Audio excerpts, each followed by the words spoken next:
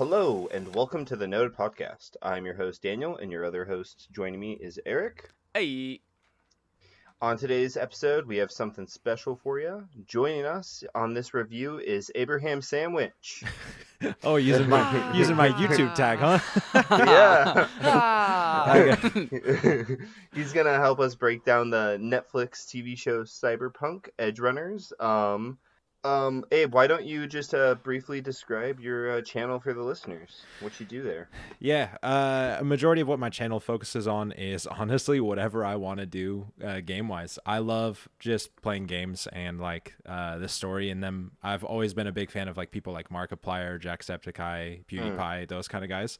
And just have always been inspired by them and just wanted to do Let's Play stuff. But it turned out that Cyberpunk was a market that was almost dead, even though I still loved it, and was kind of the main reason my channel took off. And it's been a staple on my channel. I did like some build videos that really caught on, and decided to, now I'm taking on challenge runs where I'm beating the game in some of the stupidest ways I can think of. So like with 1 HP, grenades only, and the starter pistol so far. I have a bunch more I'm working on, but yeah, I saw your starter pistol video. That was really interesting. I've never played Cyberpunk or really watched any of it, but I was like, watching you ricochet bullets and that's how you got your damage was crazy. Yeah. It's fun to like dive deep into a game and get to know the inner mechanics of it, and then take advantage of those mechanics to do absolutely stupid stuff. It's just, I like it. It's really fun. I also just love watching people who do challenge runs in like Elden Ring and Dark Souls.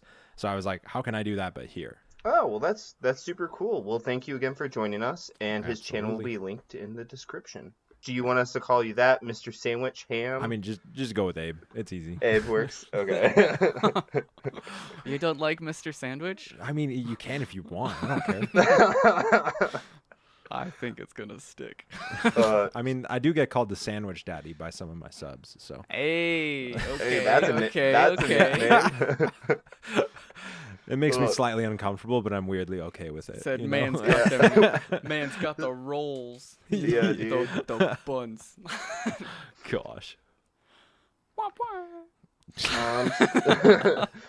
So yeah, we'll be breaking up this review into two different videos. One video for the pre-time skip and one for the post-time skip. So sit back, watch, listen, and digest on This Week on Noted. Hey, that's it. So That's the whole video, guys. That's it. yep, that's it. Thanks All for right, coming guys. by. See ya. So episode 1 kind of takes place in Night City, which is a pretty dystopian place. Yep. It's capitalism gone awry. Gone awry. Our main character, David Martinez, kind of lower class, his mom single, living pretty much paycheck to paycheck, and doing what she can to get him the best schooling possible. David and his mom get caught up in a hit and run on the highway, and he ends up in a bad car crash, and he has to watch his mother lie injured on the road as trauma workers leave her to die, saying she isn't paying for her services, so someone else will help. No. Good old trauma team. Good Dude, old trauma. That blew my mind. I was like, what? No, help her. She's not paying for it. No. Yeah, boy. I think being someone who's like been a part of the game, you know, I've at that point had already played through the game like 5 times. I saw Trauma Team roll up and I was like, oh, they're not gonna save her. I was like, They she ain't ain't doing paying nothing. them. They ain't gonna do nothing. Oh, that's funny. So, like, certain characters that, if like NPCs, if they pay for Trauma Team, will they show up if you like attack them or something? Yeah, so I mean, the very first mission in the game, you save someone who has Trauma Team Platinum, and then you basically bring them out, and Trauma Team is a dick to you. Like, they shove you and push you out of the way, and then you put her down on like a stretcher for them, basically. Like, they're rude, but you're kind of like, oh, okay, like, they're quick though. Like, the moment that Trauma Team gets triggered, it was like 15, 20 seconds, and they're there picking her up. So yeah, it's a pretty interesting thing. And they're a decent part of the game for sure. Yeah, and that kind of makes sense because in the show, whenever Trauma Team is there, they're like, we have to hurry. They're gonna be here any minute. Yeah. No. Yeah. So he takes her to the hospital, and then she ends up dying there. and leaves the hospital with her ashes and some stuff she had there. And that's when he realized his mom had a military-grade cybernetic enhancement, Yep.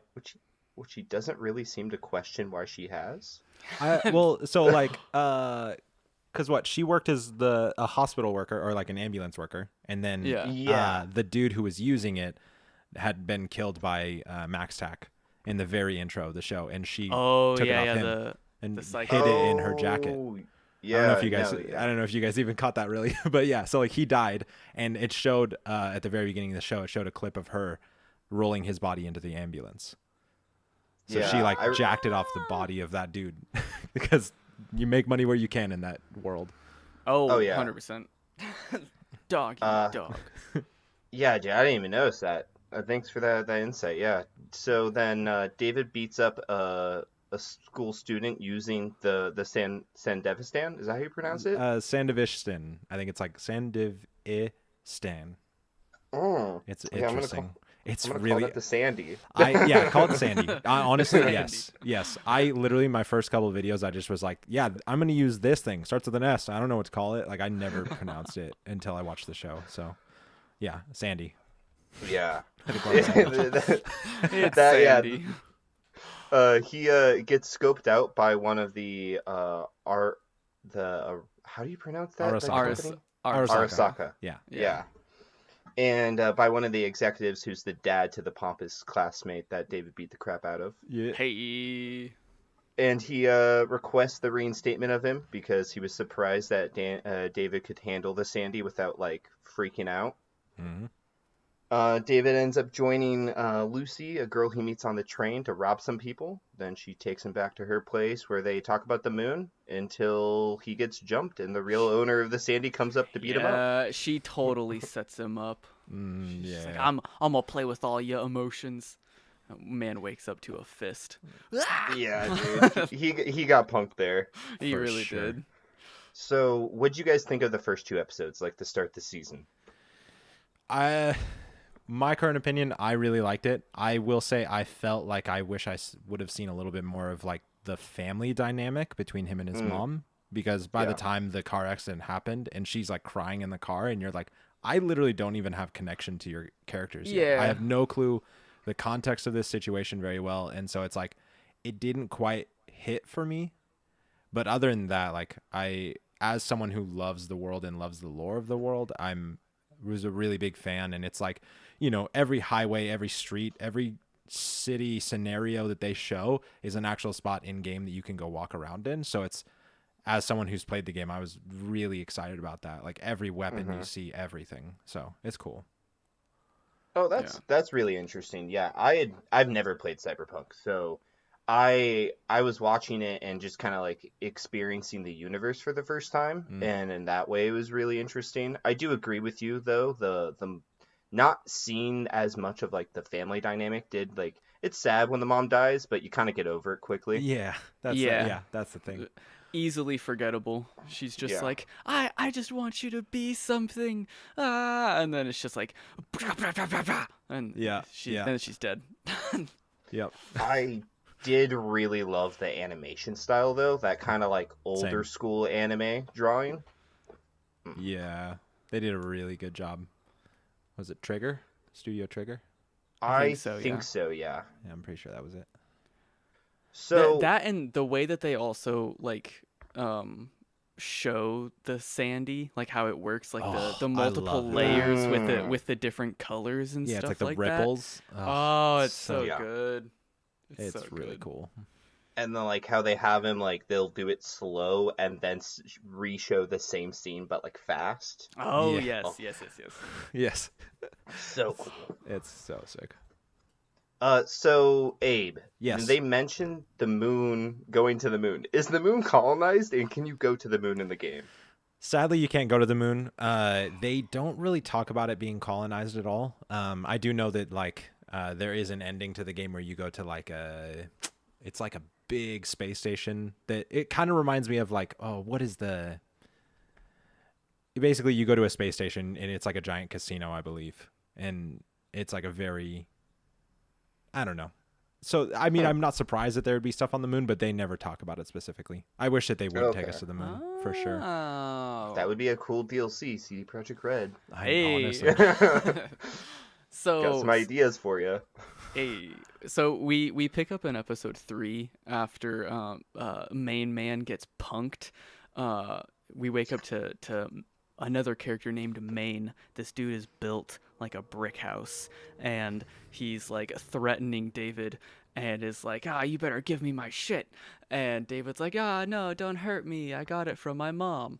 And we find out that she was like a black market vendor, essentially. Yeah. Like she was all about getting, essentially, like what you said earlier, like however means necessary kind of thing, gotta survive. They get a job from, I think it was from Faraday, right? About the car, like they got to get information from a car. And so they do that, and like they finish the job, but they failed it successfully, essentially. David, and like after that, like Faraday comes up and is kind of like trying to like big britches kind of person to Main, but Main, I was kind of surprised that Main like kind of cowered to Faraday at that part. But yes, either who, David becomes a part of the CyberPunk people at the end of the 3rd episode, which then leads us into like episode 4, which is like a sick, cool training montage stuff, and like you get to see him and Lucy like do more like train rides together and like stealing from people, and the dude with the shiny golden hands. Fingers is the Ripper Doc in the game, by the way. Oh, right. Okay, no, so his name was what? Like starts with a P. It was Pillar. Pillar, that's what it was. Thank you. Dude gets yeeted by a cyber psycho who is taking a piss in a can. And hot damn. Yeah, that dude was just he was wilding out. There are 2 fights in this show that I love. It's like this one isn't like a fight, but just like the representation of the Sandy again. I'm going to talk about it because when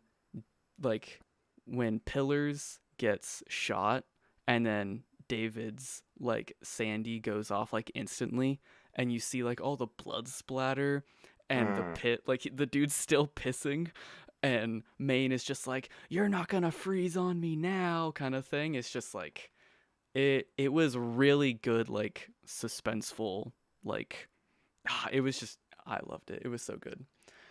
But I love that fight too, because once he decides to kill the cyber psycho, you can kind of see like the switch in his like head turn. Like this is when I feel like David fully commits to being part of the group. That is true. And like he's like all in is when he goes and kills the cyber psycho. Yeah. Yeah, and then he doesn't even do it correctly. Yeah, because isn't that technically like his first kill? Yeah. Yeah, so I think so. Yeah. Yeah, because in the show they don't show him ever killing anyone until that moment, and then it's kind of like a, oh dang, I just did this, and it's you can tell it's like a wake up moment for him where he kind of like it settles in that like this is some serious stuff. So it is really cool. Because at the beginning of episode 4, he's talking to Main, and he's just like, no, I don't need a gun. Like, I'll just depend on the Sandy. Like, I'll be fine.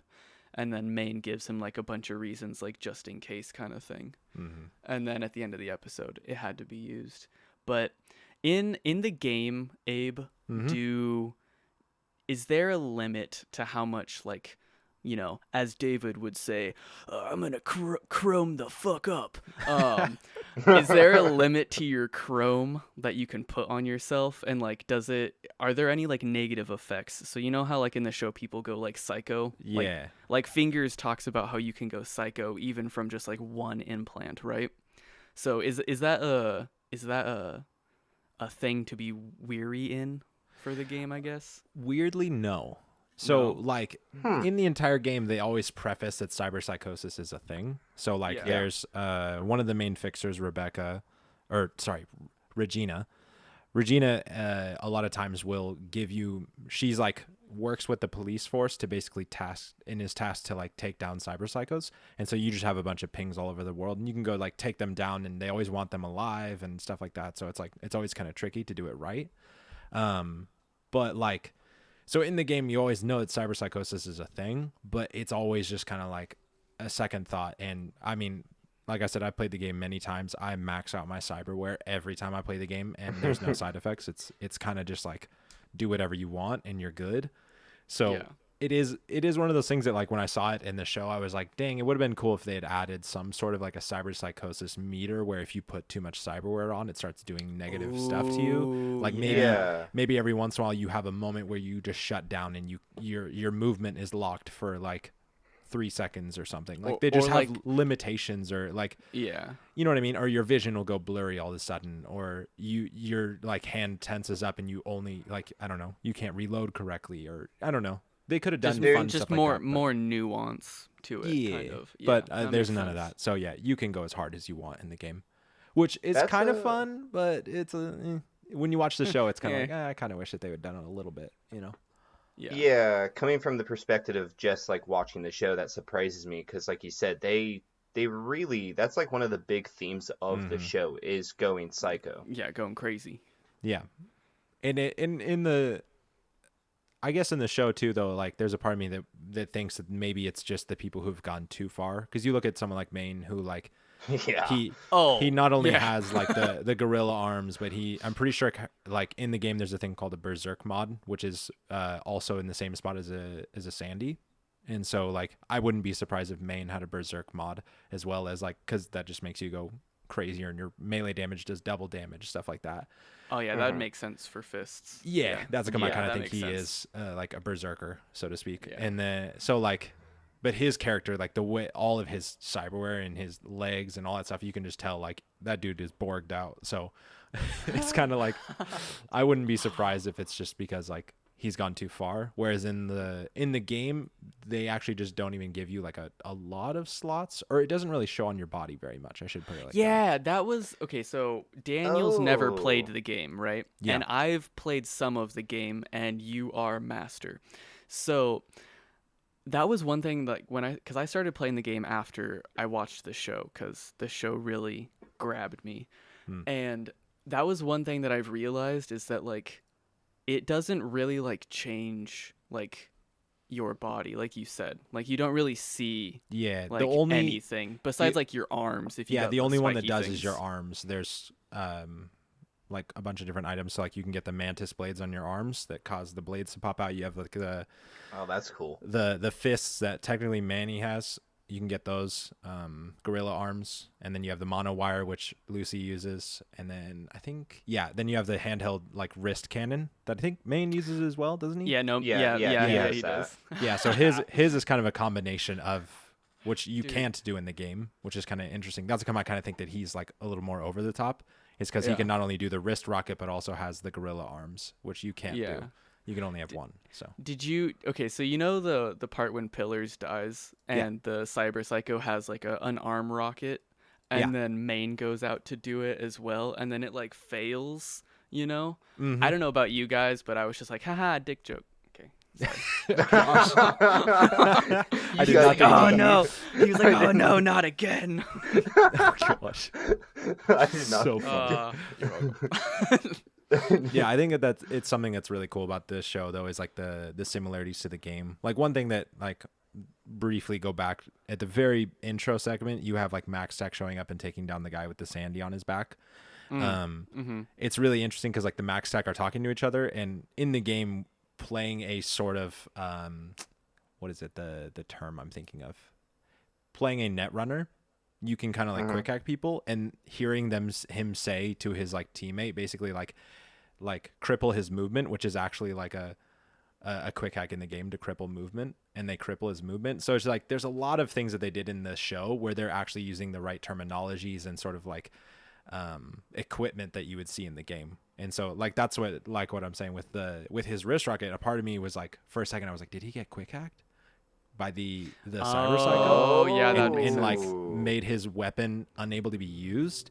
Yeah. Because like they don't really specify that, but I was like wondering. I was like, yes, it could be just his arm malfunctioning because that happened a lot to him. But I was like, what if because there is like jam gun quick hack or whatever it's called, like gun malfunction quick hack. Yeah. So I was like, I wonder if they were actually saying that the Cyber Psycho used that instead, which would be interesting.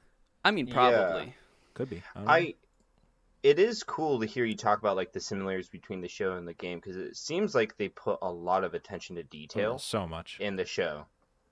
Yeah, I've said this before, but like to me, the Cyberpunk EdgeRunner show was a nod to the fan base and was like, if you liked the game, like we're gonna make sure that you feel heard and you feel appreciative in a way, because I've seen way too many video game movies and shows that just are like screw the fan base, you know. So they're so bad. They're so bad. And this was one of the first shows where it was like actually felt like it was like they just took my game that I've been playing and turned it into a show. Like no restrictions, no like we're gonna change this. It was like 1-to-1 exact copy, which was really interesting.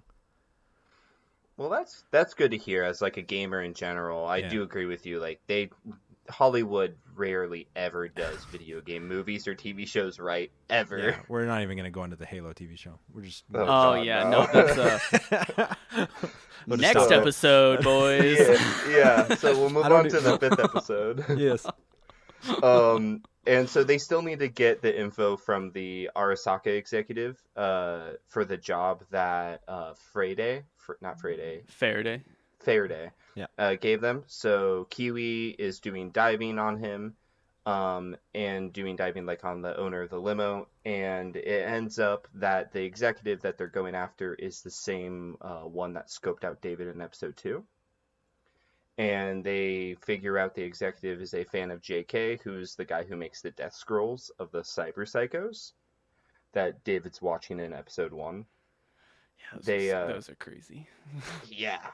I can't imagine like a VR like you're just watching like a VR movie, I guess, from like a point of view of someone going on a murder spree and then being killed. It's like it'd be like watching Hardcore Henry in VR. So the one difference though that they don't really tackle in the show extremely well here is that the way that the brain dance or like those videos work is they actually fully transmit the emotions and feelings that person was having in that moment into you.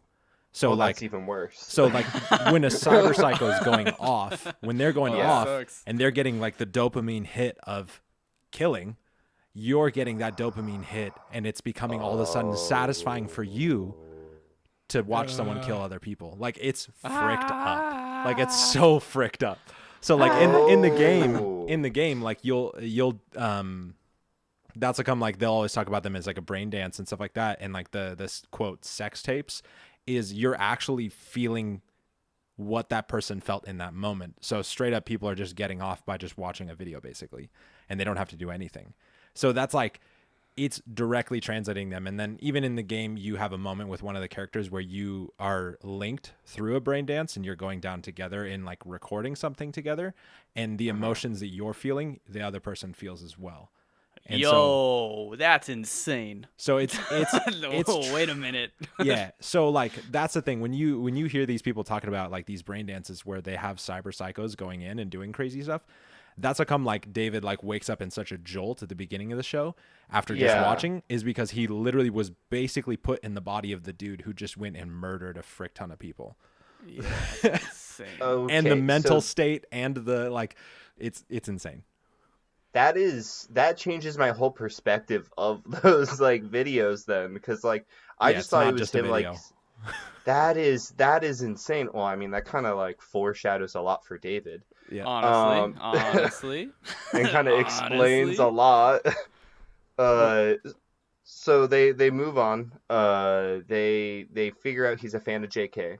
And so they kidnap JK. They made a plan to set a trap for the executive. He comes to get his one-of-a-kind edit, and they kidnap him. And so you kind of touched on what my question was going to be for you, Abe. Can you watch the death scrolls in the game? Like, can you see, like, cyber psychos dying, I guess? Kind of. So in the game, the way they introduce them to you is that you're using it more as a detective route. So like Oh. So the way that they also work is they capture not only like sight and sound and everything like that, but because they're capturing so much around you and they're using enhanced tech that these people already have, right? So like they have better ears because it's a cyberware or Yeah, something you're like that, picking right? up on like So thermal stuff. yeah, Too. so basically Yeah. like they'll use that to actually repaint the entire environment that that person was in. And so in the game, you actually go into what's known as like an editing mode. So as if you're editing the video yourself, the Mm-hmm. scrolls. And so like in the game, you'll actually go into like a 3D camera perspective and you'll just be like scouting the area for clues and hints and stuff. But yeah, they do technically show like 4 or 5 different death scrolls that if you don't go into editing mode, you can just straight up watch through and watch someone just get killed. So Yeah. Wow. it's pretty crazy. Yeah. That's a really interesting and way to use the death scrolls I didn't think about. Like, I guess that would be really nice for trying to investigate type of stuff and like get Yeah. information about how someone died and what happened. Yeah, it's pretty interesting. All the stuff that they do with it and like yeah, I don't know. It's fascinating that like it's used more as a detective tool in the game, which is Yeah. it's kind of cool. It feels very detective-y. It's cool. Very, very Batman Yeah. esque. Yeah. Like from It the re- from yeah, the Arkham honestly. games. Yep.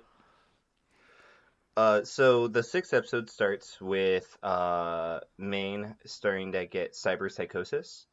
And he punches Kiwi out of commission while she's doing a deep dive, and she's like done, can't finish the job. So Lucy has to dive into the executive for the info they're looking for.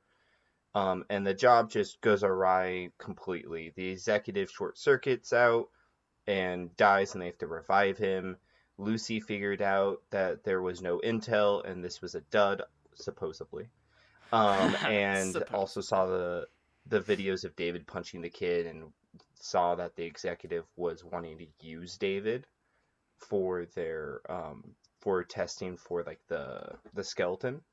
And the trauma team starts heading over there, and then the police show up, and eventually the big daddy Max Tech, the task force shows up. Which, by the way, are they like hard in the game? Are they like a difficult enemy to fight in the game? If you're a max level character with maxed out cyberware, they're not that bad. Okay. Beginning of the game, absolutely. They are the hardest hitting, like they'll one tap you for sure. Oh shit. So like one stray bullet and you're just gone in like the early game for sure. But I mean, also though there is different difficulties. I'm speaking from playing on the hardest difficulty because that's just what I'm used to now. So yeah, on the hardest difficulty, they're a pretty decent force. Like they're pretty decent. And they have like cyberware and stuff, so they kind of like they dodge and move really quick, and they're kind of hard to track sometimes. So depends on the build you're using. I'll put it like that. Okay, no, that makes sense. Yeah, because in the show they kind of talk them up to be pretty difficult to handle. Like almost unstoppable. Yeah, it depends on the build for sure. Like some of my builds struggle a little against max tech, and other ones it's like they're a pushover. Okay.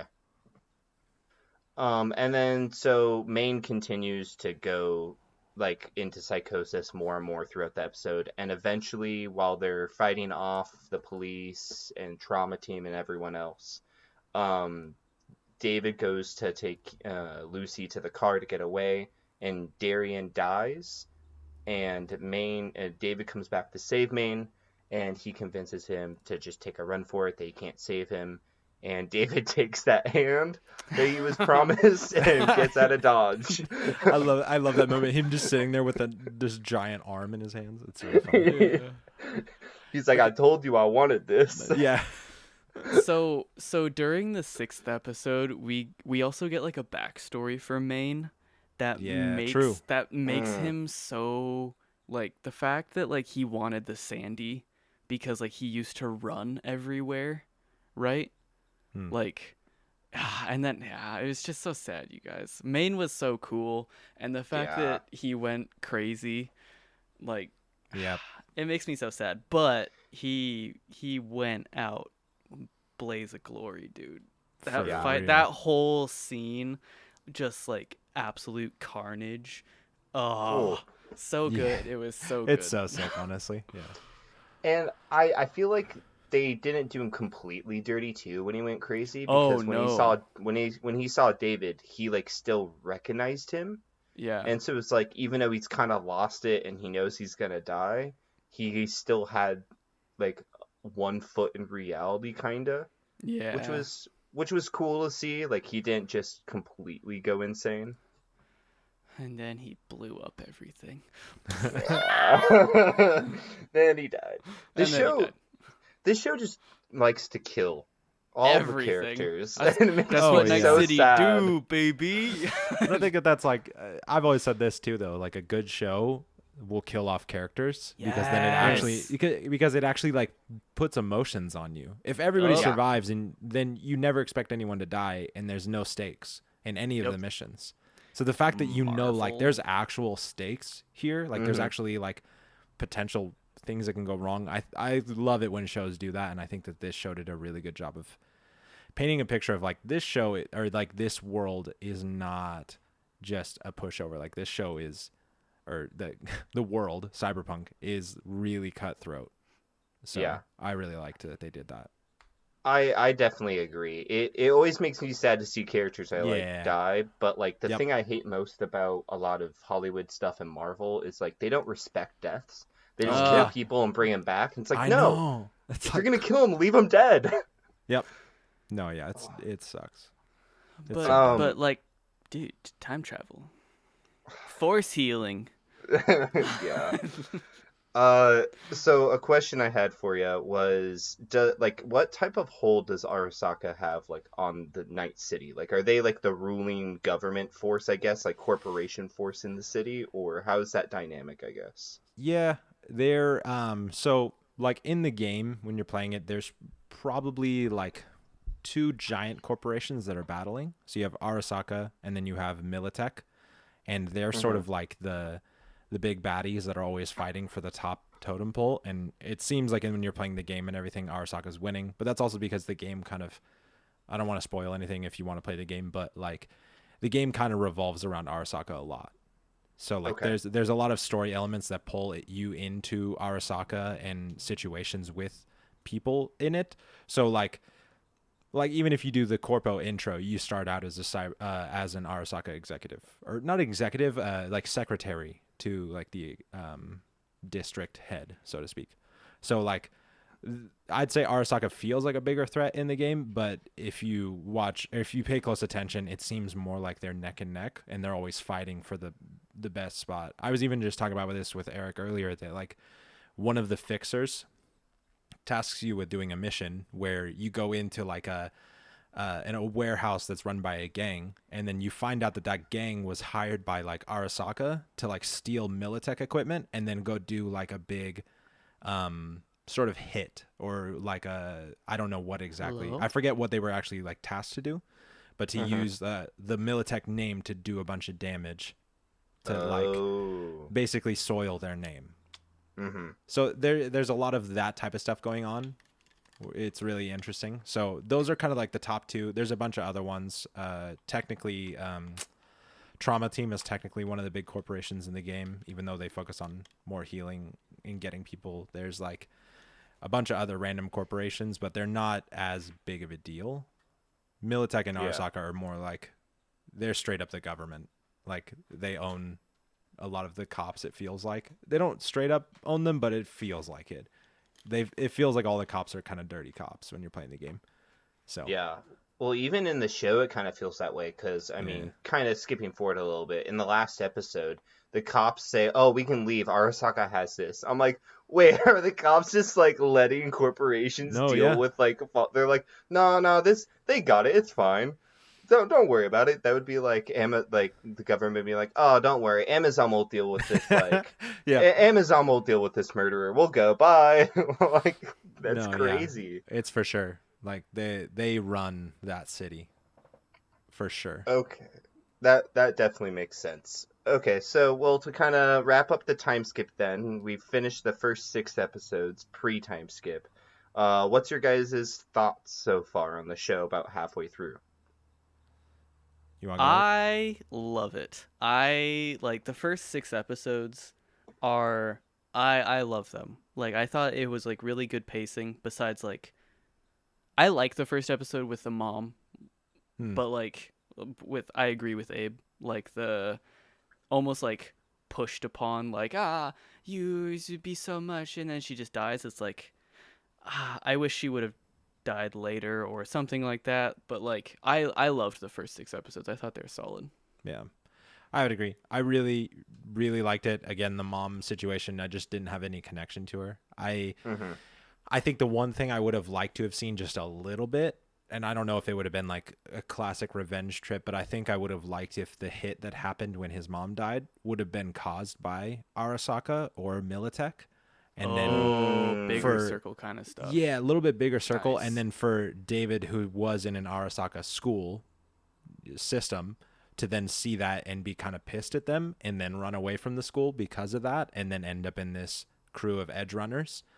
So like, I wish that they would have painted a little bit better picture of like David's spiral down of like why, because I feel like he just kind of like unplugs and he's kind of like, yeah, all right, I'm gonna hop in this crew of people because they're cool.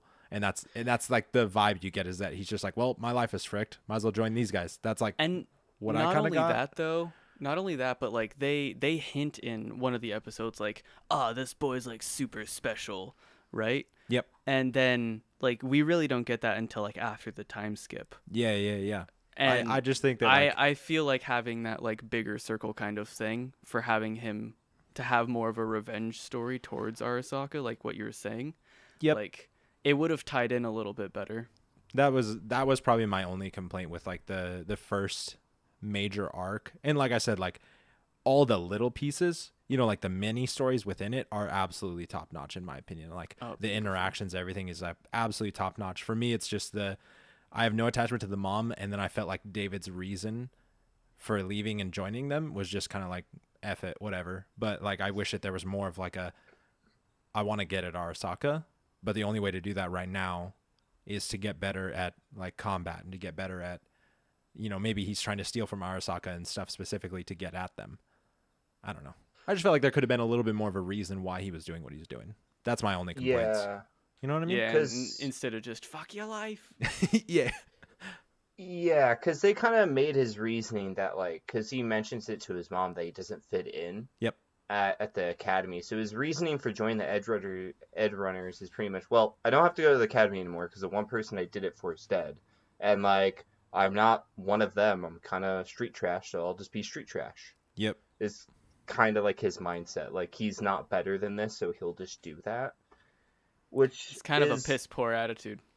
Yeah. But I mean, like, when you play the game, though, that's everybody's mentality in that game. Everybody is just like, life sucks. This is Night City. Like, screw it kind of mentality. Dude. So to me, it also is like, it is weirdly a nod to the world in the universe that like this world is just fricked. So calloused like that. Yeah, it's just kind of like, it's just whatever. Like, that's life. That's how this world works, and it's interesting. Which I do kind of appreciate in a way, because this show, like, I didn't know what to expect. I wasn't sure if it was going to be like this big story that kind of followed like a main story thing or like a big narrative in the game. But after watching the first couple episodes, I was like, oh no, this is just some random person in the city they plucked out. And I'm like, let's make a show about this. Mm-hmm. Yeah. Like, which I think is a really cool way to like show the universe to people who haven't played the game or big fans of the game who just want to get more of the universe. Yep. Yeah. Without it, I guess, stepping on the toes of the already established canon. Yep. Which I think was a good decision. I was a little disappointed that they didn't bring the Academy back in the mix. Like, they showed them leaving in voicemails, and they told them to fuck off, but it was like, well, dude, are you not, like, you're not gonna, it seemed like he was special and you wanted him, and then you guys never hunted him down again. No, exactly. Yeah, it just, until after the time skip. I mean, like, I just felt like it was just rushed. You know what I mean? Like, the story was so 100%. Good, but I just wish that they would have taken those 6 episodes and they would have made that a whole season on its own. Like, it would have been like classic anime 12 episode season. You know what I mean? Those 6 episodes expanded into 12 episodes that then dived deeper into more of like the lore and much less of like the individual stories. I think would have added to that world and made it feel a little more like there was more at stake in a lot of instances. But I mean, like we said, overall, I'm extremely happy with the show as a fan of the game as well. You know. Mm-hmm.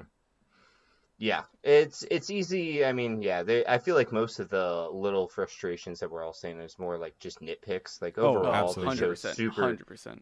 I really enjoyed it. What's your guys' favorite characters pre-time skip? Ooh. That's a tough one. I do really like David's character. I think he's interesting. Yeah. I liked Lucy. I think that she's the most level-headed character in the entire crew and makes the most like educated decisions. Mm-hmm.